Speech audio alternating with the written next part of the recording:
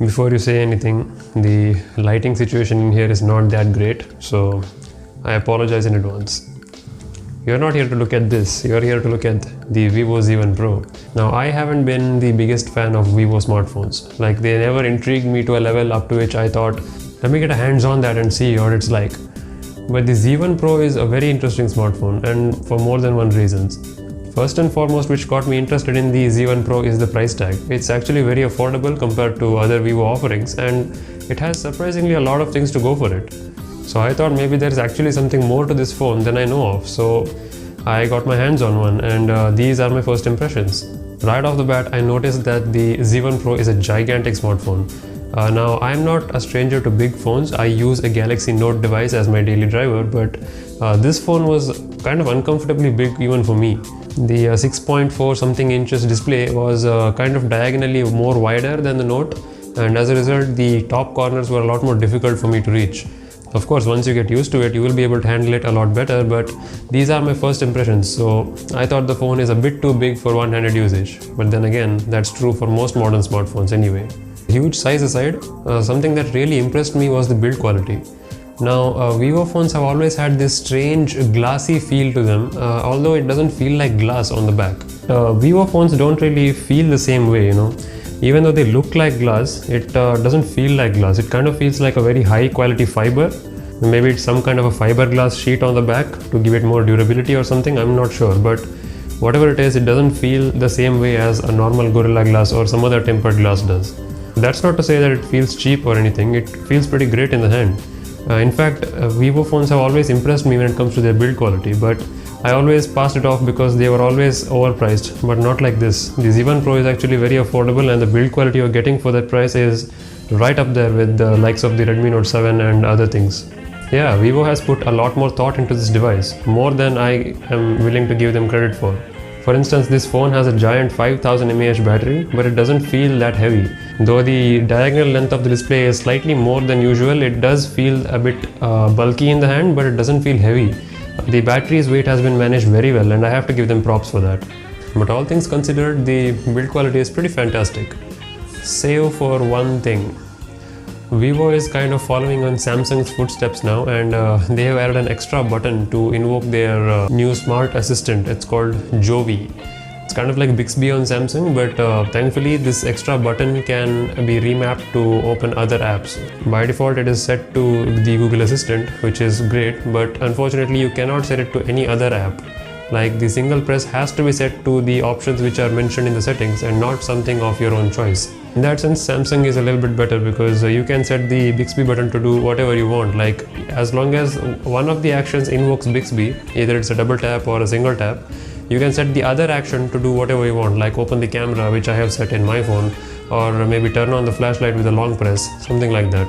So I guess Samsung Bixby is not as bad as we thought as compared to Vivo, but still, the fact that it comes with the Google Assistant designed out of the box is, I think it's kind of a win. What's not great about the button is the placement. Since this is a huge phone, our thumb naturally lands in the position where that button has been placed, and I have accidentally pressed it many times. I only used it for a couple of hours, but I still managed to get annoyed by that. So I don't know what to feel about that. Again, that's something which you have to get used to over the time you're using it. Let's get to the other highlight of the phone, the cameras. There are 3 cameras on the back which do not comprise of a 48 megapixel sensor, surprisingly. I thought that was the fashion trend nowadays with the Redmi Note 7 Pro and other things following the same footsteps. This thing gives you a very respectable 20 megapixel main sensor along with a 16 megapixel wide angle one and an 8 megapixel telephoto, if I'm not mistaken. I have changed my mindset to not to focus on the specs too much and to focus on the results a lot more, because ultimately that's what matters. And thankfully, the rear camera takes excellent pictures. I played around with the cameras for a bit and I was fairly impressed. The wide angle sensor especially, it really produced a lot of good looking images and I really loved it. The software could use some work because you cannot switch to the wide angle lens once you start recording video, which is kind of pointless in my opinion, because you have to do all the settings beforehand and then go into video. And if you have to change the angle in between, you can't do that. Why? Why would you do that, Vivo? When you have the sensor on the phone, let the users have an option to switch to it when they want. But I guess it's better than OnePlus. I mean, they don't even let you record in the wide angle lens in the first place. So at least that option is present in this Vivo Z1 Pro. It can record 4K videos up to 30 fps and 1080p at 60 fps. Both videos look pretty great. The photos look really good too, really well exposed, which is not something we can take for granted on a Vivo phone. They are known to overexpose your photos. Rear camera takes very evenly lit, properly exposed photos. I'm really happy for that. The front camera, however, is an entirely different story. We are back to square one with the front camera here. Even though it's a 32 megapixel sensor, Vivo being Vivo have really dialed up the exposure and beautification here, so you get really blown out, straight up cartoonish looking selfies out of this phone. I don't like it at all. One of the main reasons why I could not recommend this phone to many people is because of the front facing camera. It's not great at all. You can't believe that it's such a high resolution sensor, because it produces such crappy looking images, and the default exposure itself is over the top. You can't see anything on the background, and if you are someone with fair skin, forget about it. You will blend right in with the wall. There seem to be some more useless kind of gimmicky features built into the camera, like this fun video mode. It's basically like a built-in TikTok or some kind of a Vigo video filter into your phone. It lets you take videos from the rear and front camera, and it saves it in the format which you can directly upload to one of these platforms. I suppose that feature might have its own fans, but serious camera users will definitely be deterred from that. Thankfully, there is a pro mode available which lets you kind of play around with white balance, saturation, the shutter speed, and most importantly the focus. So that's great. You can definitely take full advantage of the sensor and really dial your settings in if you are serious about mobile photography. It's a shame that the front camera is not that great, because otherwise this would have been a perfect package from Vivo and at a very attractive price as well. But I guess nothing's perfect. Speaking about things not being perfect, this phone still has a micro USB port and not a Type-C port.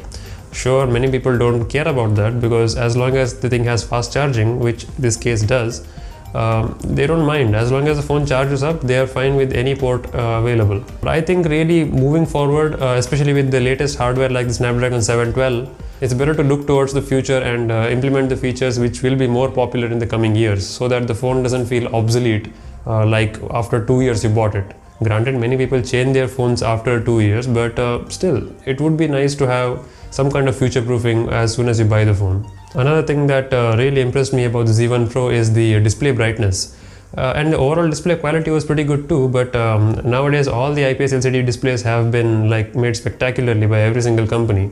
I think we're at a point where we will barely see bad displays from budget phones. As long as it's IPS LCD, I think everyone has discovered a magic formula by which they can make the display look crisp and clear. I was pleased with the display brightness on the Z1 Pro. It is very bright and it's easily visible outdoors, and there's some kind of anti-glare coating on the screen which doesn't do a lot of wonders for you when you're touching it. Like, you can't feel that there's an oleophobic coating present, but it definitely does a very good job of making sure that there is very minimal reflections while you're using it outdoors. So the outdoor legibility on this is pretty damn good. I'm happy about that. And with that 5000 mAh battery unit, I think you'll be hard pressed to drain this phone anywhere under 1.5 days. I was using this phone pretty harshly, and I was using the camera a lot, and from experience you may know that the phone's camera is one of the hardware which consumes a lot of battery, but the phone held up very well. In fact, many people were reporting that they got over 2 days of usage when they were using it as a very lightweight device without using much multimedia on it. Although this is totally meant to be a multimedia device, because the Snapdragon 712 is extremely power efficient, and that combined with the huge battery and that big display and also fairly loud speakers, you will have a very wonderful experience while watching content on it. So basically what I'm saying is, you don't have to worry about the battery life or the music and the sound performance from the Vivo Z1 Pro. As all the other Vivo phones have already proven in the past, it's a very good competitor, especially for the likes of the Redmi Note 7 Pro. In fact, I think this is a better phone to buy right now as compared to the Redmi Note 7 Pro, because some of my friends were complaining that they have software issues on the Note 7 Pro. Maybe Xiaomi is going through some kind of changes and they're trying some things. I don't know, but Vivo Z1 Pro, if you can overlook that finicky software, which by the way I immediately installed Nova Launcher because I don't like Vivo's FunTouch OS. But overall, as a phone, if I keep my personal preferences aside, it's a fantastic device for the price. You're getting a great display, fantastic build quality, amazing battery life, and excellent rear cameras. The only thing I would change about the phone is the micro USB port, the front camera's performance, and of course the user interface. If you're okay with putting a launcher, or if you're okay with the stock user interface that comes with the phone and you just want a great user experience overall, then I think you'll be really happy with the Vivo Z1 Pro. Check it out if you get a chance to take a look at it somewhere. Now, would I ever buy a Vivo Z1 Pro for myself? Probably not, because I am a pretty big nerd when it comes to charging technologies and the way the phone looks, and Vivo's user interface is just not for me. I'm not a stock Android lover either. I just like what the phone brings to the table when it comes to functionality. It should be useful and it should not get in your way. Well, Vivo's user interface is actually pretty subtle. It's not as iPhone-y as compared to a couple of years ago, but it still has a lot of features which are reminiscent of that old era. And many people may not like it, especially those who had bad experiences in the past. I don't think this user interface will change your opinion about Vivo. But if hardware is something that you're after and you are willing to work with the software down the line, because it is Android, you can customize it any way you want, then I think Vivo Z1 Pro is definitely worth your money. Okay, there you have it. Those were my quick impressions of the Vivo Z1 Pro. These are not my final words by any means, because I did not spend much time with the phone. Although I think this will be a good starting point for you if you're considering this phone, so you can go in depth and do your own research from now on. If you'd like to check out more written tech articles and news about smartphones and other gadgets, you can visit my blog. It's dopetechfever.com. I'll leave a link in the description, or you can just Google search for Dope Tech Fever. It will get there. A lot of new videos are on their way. I'm kind of shuffling with my schedule here to get you that content on time, so maybe you should stick around for that. And I'll see you next time. Bye.